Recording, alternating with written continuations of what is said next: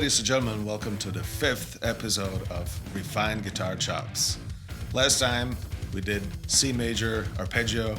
Today I'm going to show you C major 7 arpeggio. Here we go.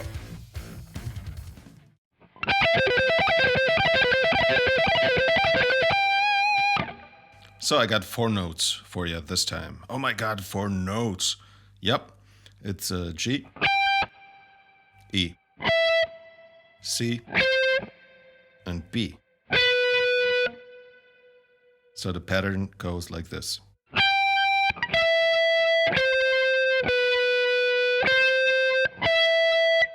One more time.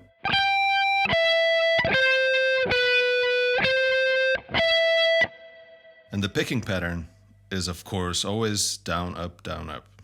Down, up, down, up, down, up.